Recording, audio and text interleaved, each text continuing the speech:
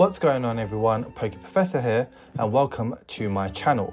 Now this is my first YouTube video and I wanted to give an introduction on why I started this channel in the first place. But before we get into that, let's share our positive vibe for today and we're going to come back to that later on in the video. So please stay around for that.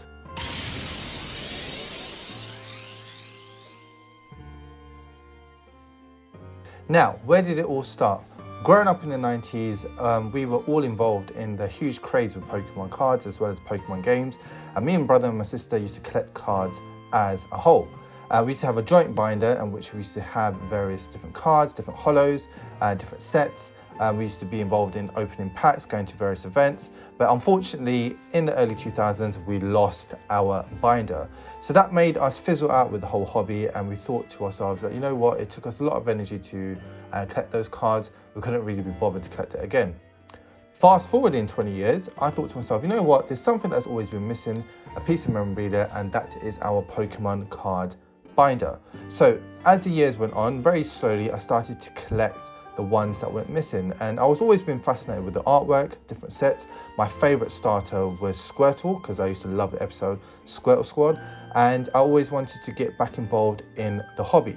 Now today's video, I'm going to be sharing to you with my binder so far. Now this is what I've been collecting. It has a whole load of various sets, as well as different cards that I've always been passionate about. We're going to go through various different artworks and different sets and how I've set out my binder. And we're going to be talking about things that I have, how I collected those cards, as well as some cards that I've been missing because it's not completely complete, and your thoughts and your ideas in terms of how to complete this set properly.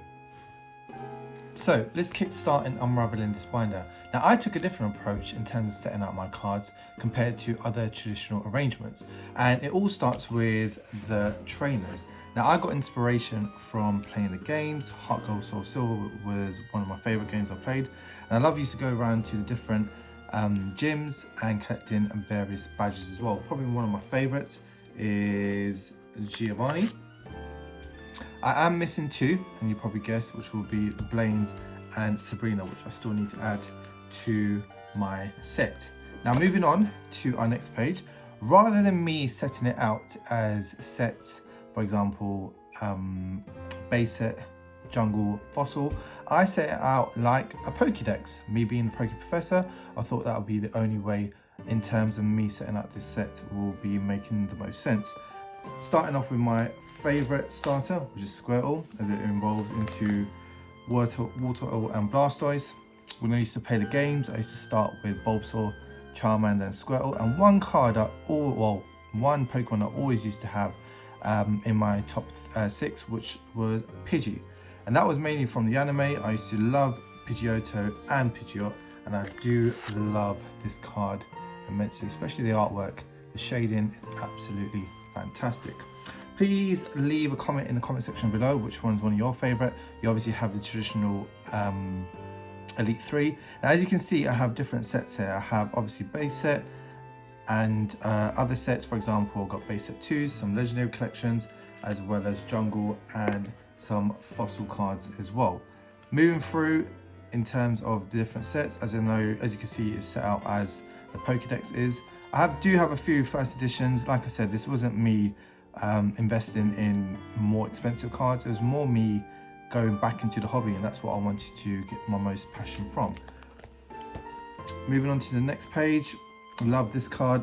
Always a troll when you're opening packs, thinking that you're going to get Charizard, but it comes out to be the Ninetales, which is still a fantastic card in its own.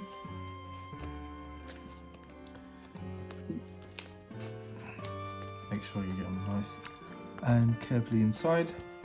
Now, in terms of one of my favorite cards, especially from this page, has to go to Alakazam. Now, the reason why I absolutely love this card, if you look closely, firstly, it's an absolutely fantastic Pokemon, but I love the glowing psychic aura around this card. I don't know if you can see that. The holo isn't as evident compared to other holo cards, but it was just a fantastic card, and growing up, this has always been one of my favorites, especially one of the psychic Pokemon within the game. Love Arcanine, fantastic Pokemon, and a great contribute towards the anime series. Moving on, similar Pokemon as you can see here, A couple more first editions, but like I said, nothing that goes above and beyond in regards to rarity of cards, as I just wanted to look at mainly just unlimited Pokemon.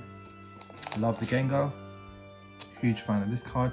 Now, another Pokemon that I was really fascinated with was, believe it or not, was Cubone. Now, the reason why is because I remember an anime series, well, part of the anime series, in which we got introduced to Cubone, and it was a really sad episode. And if we read the description at the bottom, it says, because it never removes its skull helmet, no one has ever seen this Pokemon's face. And it gave a bit of depth to the Pokemon. And that's what I really loved when Pokemon have backstories. Please let me know if you want to hear some more videos in the future of us investigating different Pokemon's history and sort of how they came into the anime and their sort of journey within the Pokemon world. Love Scyther. Used to spend many hours within the Safari Zone to try and catch your Pokemon. Very hard Pokemon to catch, and when you used to catch it, it used to be very satisfying. Kangaskhan, another fantastic Pokemon. Great episode as well with the Kangaskhan in terms of the anime. Now, one of the cards that has always been a favorite of my own, and that has to be Kabutops. Now, the reason why this is one of our favorites, because when we were growing up, me and brother and my sister found it really hard to find this card. We searched, tried to go to different trading events with our friends as well, seeing what cards they had and what cards that they wanted of ours, but we couldn't find Kabutops, and then we finally found it, but then literally a week later, our card binder got lost, so it's great to have that back into the set.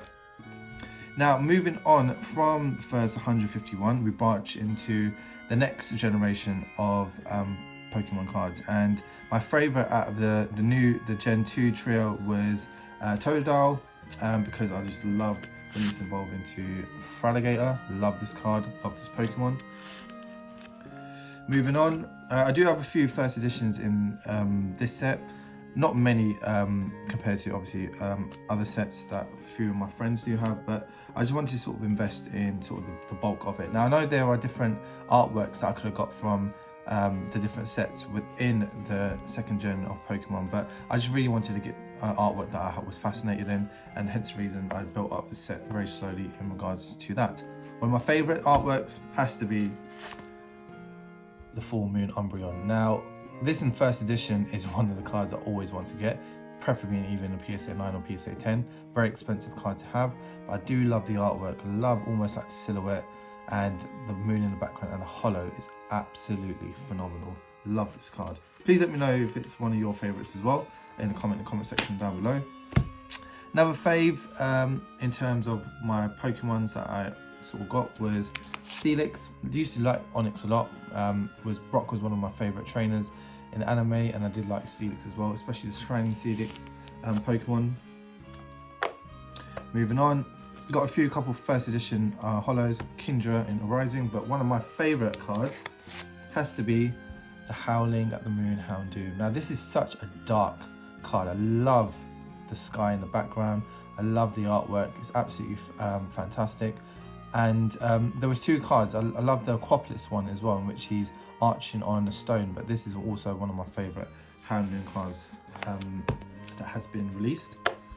And coming to the end of the 200, the second gen Pokemon, obviously got my legendary dogs, as well as the two elite legendary Pokemon, Ho-Oh and Lugia. Now, I used to prefer Ho-Oh, mainly because I love the whole story with the burnt tower in the game. Lugia was obviously another fantastic card, but these two cards absolutely amazing. I love the rainbow effect with the Lugia, as well as the shading on the Ho-Oh as well. Now, this is the end of the first part of this video, so let's go back to our positive vibe of the episode, and that is to start each day with a positive thought and grateful mindset. Now, the key, in my key opinion, is taking care of your mental health is most important, and other things will slowly fall into place. I went through a lot of mental health issues a few years ago, and it was something that I needed to give myself small goals to work towards in order for me to build my morale, boost my confidence, and that's something, especially in this day and age, we need to take most care of. Thank you for watching. Please leave a like and subscribe on the video, and I'll see you in the next one. Peace.